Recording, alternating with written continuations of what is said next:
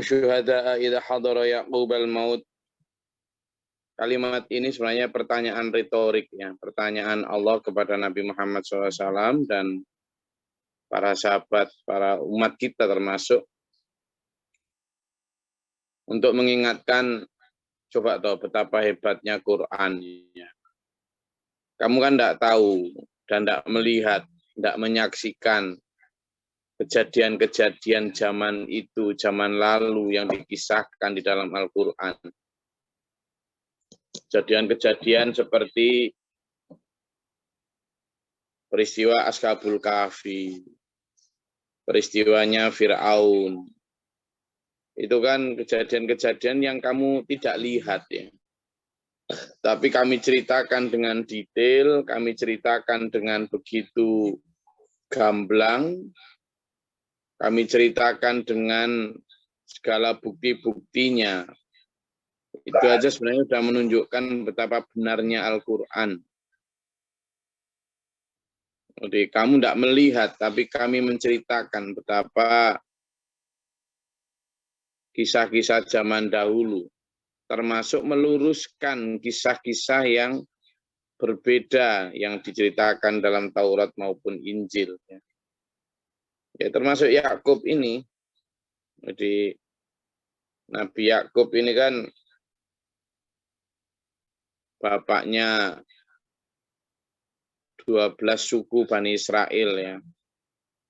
Cikal bakal suku-suku yang ada di Bani Israel dan menjadi Ruth yang setelah Nabi Ibrahim. Sehingga pertanyaan ini pertanyaan untuk mengingatkan Yahudi dan Nasrani juga bahwa sebenarnya yang disembah oleh Yakub sebagai nenek moyang mereka adalah apa yang disembah juga oleh Nabi Ibrahim sebagai nenek moyang yang lebih dahulu. Bahwa yang disembah itu bukan Yesus, bukan Uzair, di mana orang Yahudi mengatakan Uzair anak Allah, sementara orang Nasrani mengatakan Yesus anak Allah. Padahal sebenarnya yang diwasiatkan oleh Nabi Yakub sebagai nenek moyang agama Samawi, bahkan di atasnya lagi yang diwasiatkan oleh Nabi Ibrahim alaihissalatu wassalam, itu adalah menyembah Tuhan yang Esa, yakni Allah. Nah, sehingga pertanyaan ini sebenarnya pertanyaan yang retorik ya, pertanyaan yang ngilingke kembali. Gila, bapakmu ketika dahulu sebelum wafat itu justru bertanya kepada anak-anaknya. Idza hadara yaqubal maut, ketika bertanya Yakub kepada anak-anaknya sebelum datangnya kematian. Idza qala li banihi, ketika dia bertanya kepada anak-anaknya, ma ta'buduna min ba'di, apa yang akan kalian sembah setelahku? Sebelum saya jelaskan bagaimana maknanya, kita lihat dulu coba background-nya. Ketika Nabi Yakub sudah hampir wafat, sakaratul maut ya, sudah hampir wafat, itu yang dikhawatirkan, itu yang dipikirkan tentang anak-anaknya, ya, tentang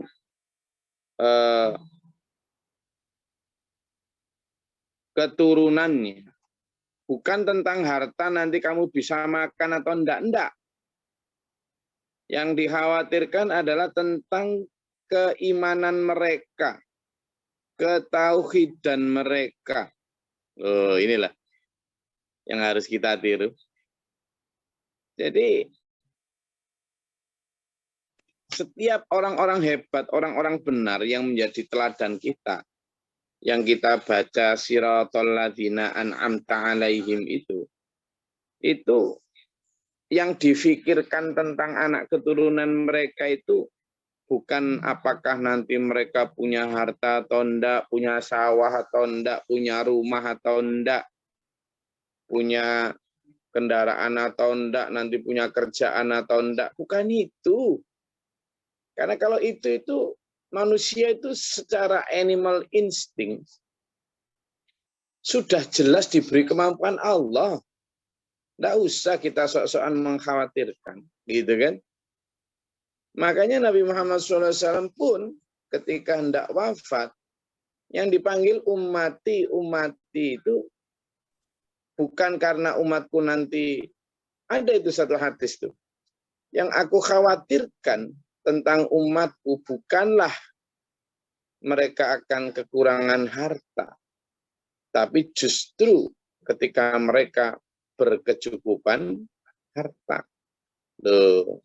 Ketika mereka berkecukupan harta. Nah, ini yang harus menjadi semacam perhatian kita, bahwa ternyata yang dikhawatirkan oleh Nabi Yakub itu ternyata juga bukan tentang persoalan harta. Pertanyaan yang paling mendasar adalah ma ta'budu min ba'di. Apa yang akan kalian sembah sepeninggalku? Di generasi awal, qalu, anak-anak yang masih baik, anak-anak atau anak keturunannya Nabi Yakub yang masih baik, jawabnya tentu. Qalu, mereka menjawab, na'budu ilahaka wa ilaha Ibrahim wa Ishaq wa Ismail wa Ishaq ilaha wahidah, yaitu agama atau Tuhan yang esa. Kami akan tetap menyembah Tuhannya Ibrahim, Tuhannya Ismail, dan Tuhannya Ishak, yakni Tuhan nenek moyang kami. Yang jelas-jelas tauhid. Nah, di situ manusia kemudian kembali diingatkan bahwa sebenarnya Tuhan yang Maha Esa itu adalah Tuhan yang original yang disembah oleh nenek moyang para nabi dan para rasul. Disinilah kemudian urgensi dari ayat ini itu adalah untuk mengingatkan siapapun yang mengklaim bahwa Allah itu punya anak. Enggak, sebenarnya sejak dulu manusia itu sudah diajarkan tentang kembali mengingat siapa Tuhan mereka itu sejak zaman nabi-nabi terdahulu, bahwa sebenarnya yang diajarkan oleh para nabi bahkan kepada putra-putrinya itu adalah tentang Tuhan yang Maha Esa. Itu dulu. Oke. Jadi itu dari apa yang lalu tilka ummatun qad khalat, katanya wa nahnu lahu muslimun, lagi-lagi kalimat muslim yang dipakai, dan kami kepada Tuhan yang Esa itu muslimun. Islam, muslim.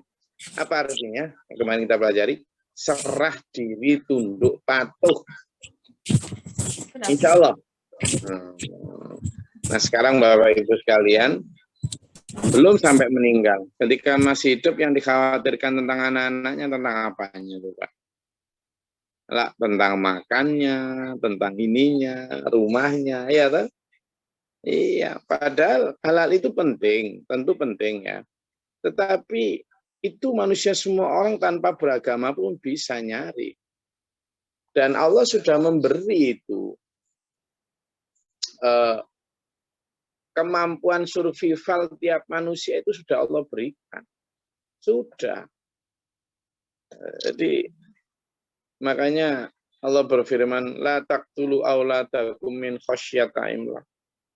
Jangan kau bunuh anak-anakmu hanya karena takut tidak bisa makan. Karena nahnu narzuquhum wa iyyakum. Karena kami yang memberi rezeki kamu dan memberi rezeki mereka itu kami itu. Gitu. Justru yang perlu dikhawatirkan ya seperti yang disampaikan Nabi Yakub ini. Bagaimana nanti kamu sepeninggalku? Kamu nyembah apa? Kira-kira anak-anak sampean nanti nyembah apa? Nyembah Allah. Lahirnya begitu. Cuma apa benar nyembah Allah? Hanya dalam surat Al-Furqan, dalam surat Al-Ariyat ini disebut Al-Jasiyah disebutkan. Manusia itu kamu kira mereka nyembah Allah? Enggak. Mereka itu nyembah nafsu. Quran dia bilang, tahu tak kamu Muhammad, apakah mereka kemudian nanti, siapa orang yang menuhankan hawa nafsu? Ya itu tadi, lahirnya asyhadu alla ilaha illallah, tetapi prakteknya yang diikuti, ditaati, dinomorsatukan, diprioritaskan adalah nafsunya. Dan itu tergolong orang yang menuhankan hawa nafsu.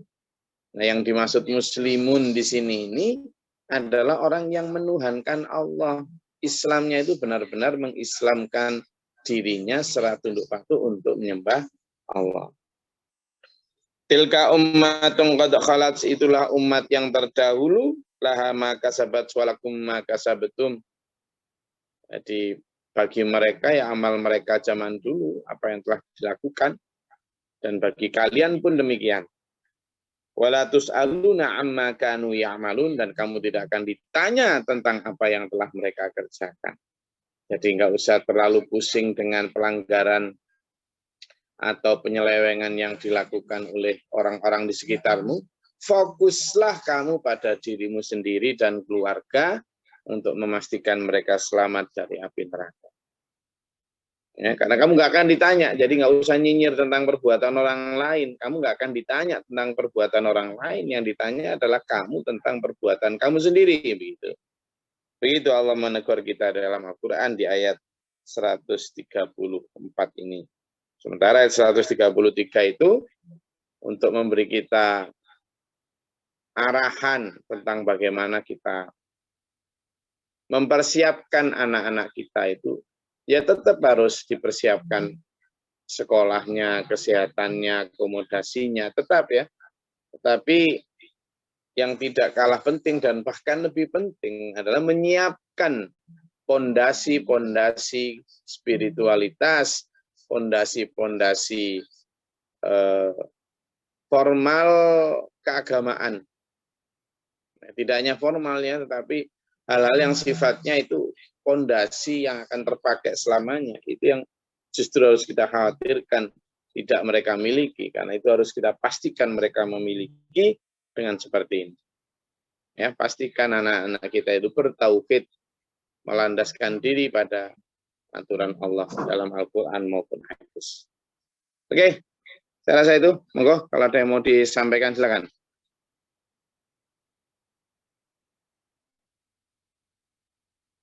Silakan.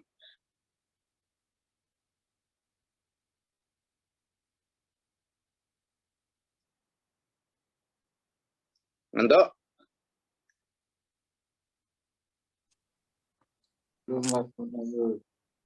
ya Bu Anjar. Iki non sewu nggih. Sebagai orang tua kita itu berusaha maksimal ya semampunya kita semua. Tapi keterbatasan ilmu dan keterbatasan pengetahuan, harapan orang tua itu kadang-kadang terlalu tinggi gitu ya, Ustadz. Tapi sudah diusahakan seperti apa ya, kita menyekolahkan, memondokkan, ternyata kadang-kadang tidak sesuai dengan yang kita inginkan gitu loh Ustadz. Terus pundi tiang sepuh. Oke, jadi sebenarnya kalau kita mengupayakan, saya selalu bilang biasanya saya sampaikan itu di pelatihan tentang keluarga sakinah itu saya selalu sampaikan bahwa sebenarnya madrasah atau sekolah terbaik untuk anak. Ya, sekolah terbaik untuk anak. Atau pendidikan terbaik untuk anak. Itu bukan di pondok atau di sekolahan. Pendidikan terbaik untuk anak itu adalah di rumah. Di rumah. Maka semua ibu-ibu, semua bapak-bapak itu memiliki tanggung jawab besar dan kewajiban untuk menempatkan dirinya pada posisi teladan. Pada posisi teladan. Kadang anak-anak kita sudah kita sekolahkan, kita masukkan TPQ, kita pondokkan, tapi kok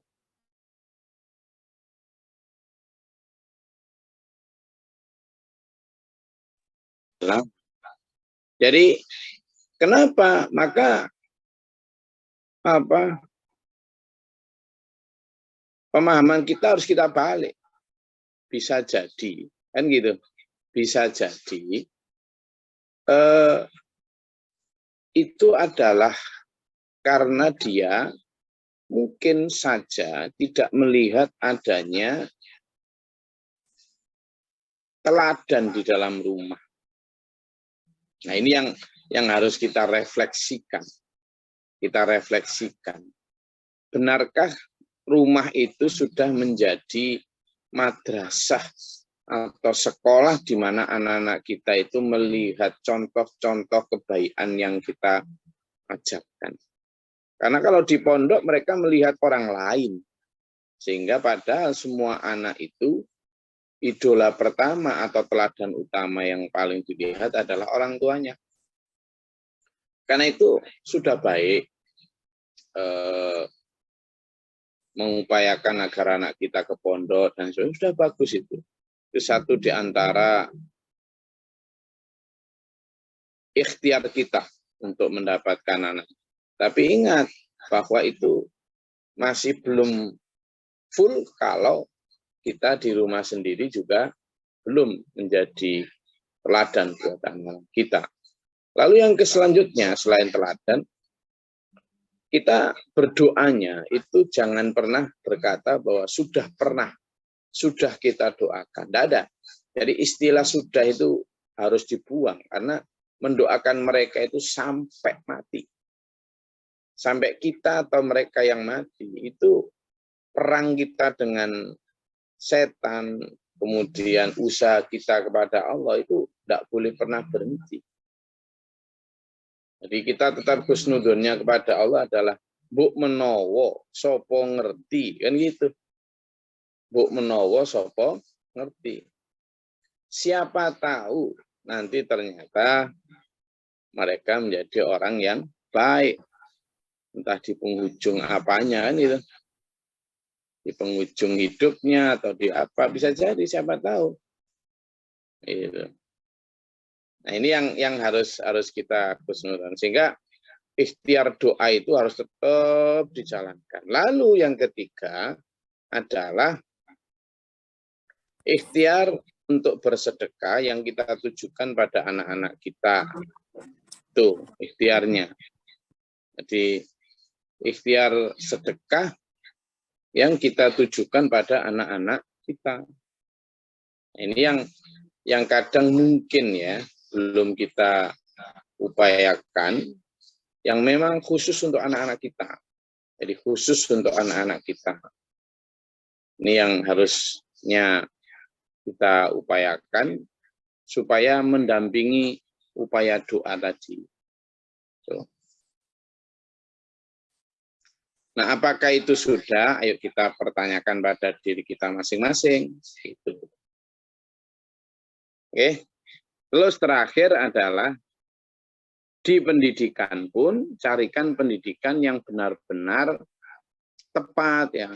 Kadang kita itu dalam mencarikan pendidikan untuk anak kita itu masih terpengaruh dengan hal-hal yang sifatnya viral, terkenal, banyak fasilitas, mayoritas. Oh, lagi booming pendidikan apa, wah, kita ikutkan anak kita ke sana. Oh, lagi ini, oh ya, dan seterusnya. Akhirnya memang kita tidak melihat sebenarnya kebutuhan utama anak kita itu apa. Ini yang harus kita revisi atau kita review kembali. Jadi banyak faktor-faktornya tadi. Yang terakhir lingkungan. Lingkungan untuk anak-anak kita. Kita pilihkan lingkungan anak kita yang benar-benar mengarahkan kepada ketauhidan tadi. Kalau pesannya Yakub tadi, Nabi Yakub tadi benar-benar dalam itu. Kamu nanti mau menyembah siapa? Menyembah siapa itu maknanya juga dalam. Apakah kamu nanti bergaul dengan orang-orang yang menyembah yang sama dan seterusnya. Itu tuh. Oke, ada lagi? Gus, yang dimaksud dengan ikhtiar bersedekah untuk anak itu implementasinya atau wujudnya seperti apa? Ya, misalnya Bu Anjarwati kemudian bersedekah, entah apa, bahkan mungkin wakaf atau apa, tapi atas namakan anak. Atas namakan anak. Jadi baik niatnya kepada Allah, ya Allah aku bersedekah ini untuk anakku ya Allah, atas nama anakku. Ya kayak sampean nyangoni mereka sedang kemana, itu nyangoni untuk akhiratnya, dengan ikhtiar bahwa semoga ini menjadi jalan ya Allah, untuk datangnya hidayah untuk anakku. Semoga ini menjadi jalan ya Allah, tolong jadikanlah anakku menjadi anak yang saleh, yang sholih kayak Allah. Itu menjadi ikhtiar. Ya, satu di antara ikhtiar ya, selain teladan, kemudian lingkungan, kemudian membuat madrasah di dalam rumah kita berdoa, juga tadi bersedekah. Oke. Ada lagi?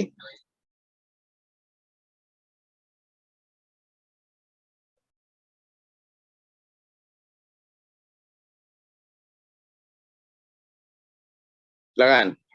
Dari Masjid Ar-Rahmat, Surabaya. Silakan.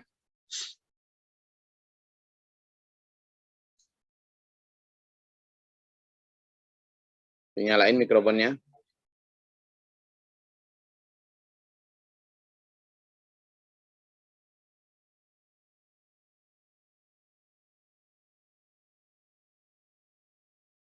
Ada lagi? Malah hilang yang dari Masjid Ar-Rahmat tadi.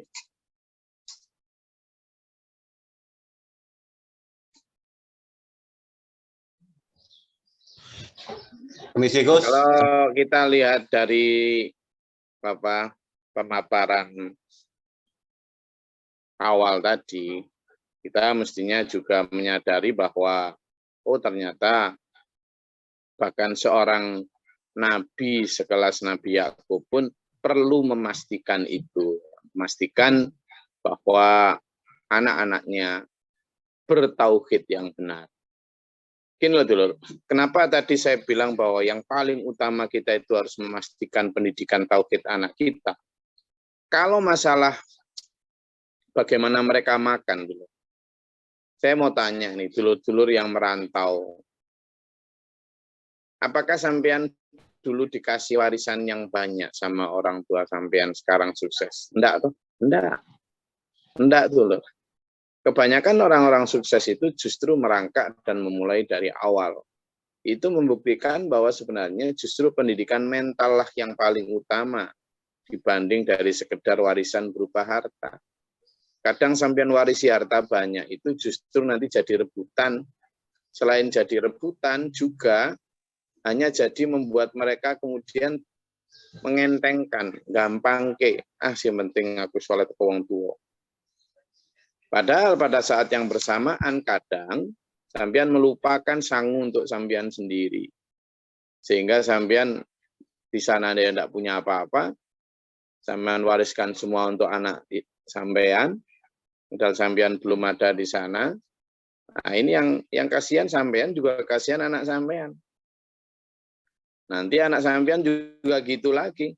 Kerja matian siang malam, tidak ada yang dibawa pulang ke akhirat, lalu diwariskan ke anaknya lagi. Anaknya juga gitu.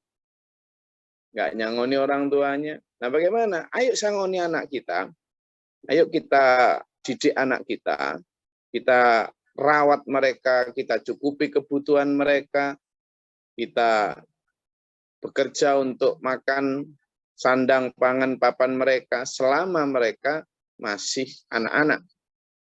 Begitu mereka sudah dewasa, harusnya selama proses pendidikan tadi juga kita siapkan mereka untuk mandiri.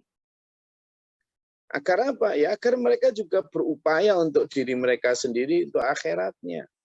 Gitulah. Sehingga apa? Sampean bekerja sejak muda sampai tua juga bisa menikmatinya dengan cara apa? Membawa pulang hasil usaha sampean. Sementara anak sampean sudah sampean bekali apa? Bekali ilmu, bekali apa? Bekali iman. Itu yang paling utama. Itulah. Ya. Ada lagi? Silakan.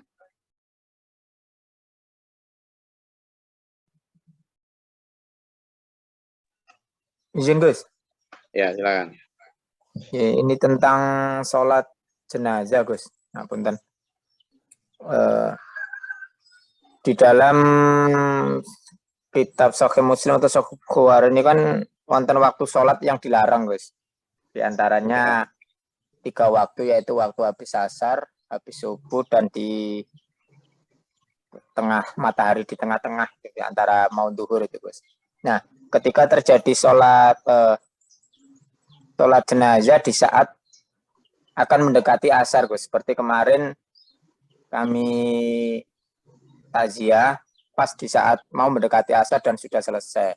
Kami belum menyampaikan kepada pengurus masjid musola, akhirnya adzan asar. Nah, ketika saat itu saya langsung menyampaikan kepada imam, Pak, mohon maaf karena berkaitan dengan hadis seperti ini. Jadi saya mohon maaf, asarnya ditunda dulu. Jadi mohon untuk sholat jenazah dulu, baru nanti sholat asar. Karena saat itu sudah adzan. Niku bagaimana Gus? Terima kasih Gus. Ya, memang kita itu kalau sudah adzannya, maka antara adzan sampai sholat itu tidak boleh ada sholat selain sholat yang sunnah, disunahkan dan wajib ya. Maka kalau sudah kadung diadzankan, itu ada 2 pilihan. Biasanya di satu desa itu kan ada banyak adzan juga ya. Nah, kadang mereka mensiasati dengan ini kan, saya kan ikut adzan yang sana, kan belum adzan kan. Saya berarti boleh menjenazahkan jenazah ini. Ada yang begitu. Tapi ada yang berpedoman pada waktu. Saran saya sih kalau sudah waktunya asar, itu ya penguburannya ditunda setelah maghrib misalnya. Misalnya begitu. Sehingga kita menghindari sholat jenazah setelah sholat asar. Ya, kita menghindari itu memang. Selain karena waktunya yang sempit juga ada hadis tadi. Sehingga menurut saya ya kita sadarkan mereka sembari sambil menunggu keluarga yang datang, kita baiknya ya menguburkan mereka mungkin setelah maghrib. Waktunya lumayan panjang karena setelah maghrib sama isya kan masih bisa sampai malam. Oke, ada lagi?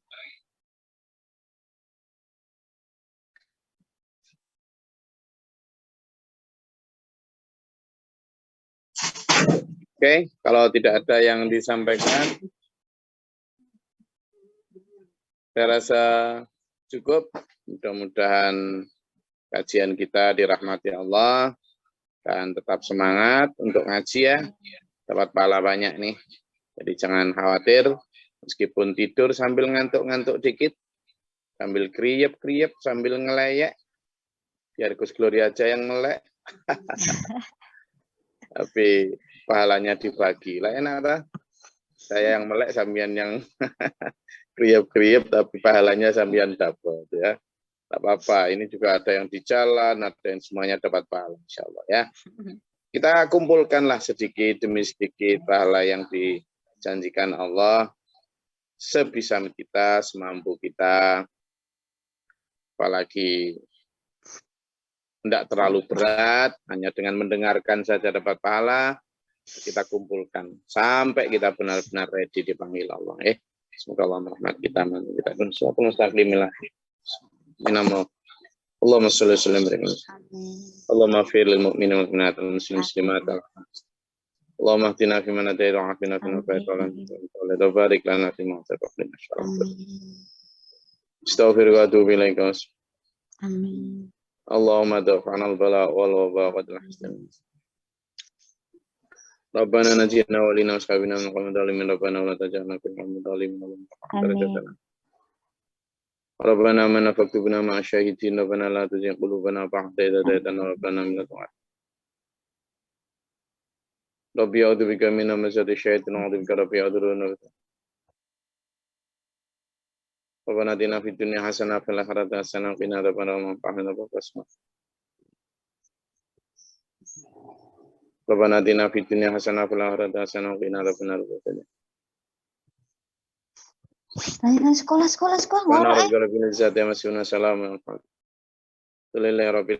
Assalamualaikum warahmatullahi wabarakatuh. Waalaikumsalam. Allahumma arhamna bil Qur'an waj'alhu lana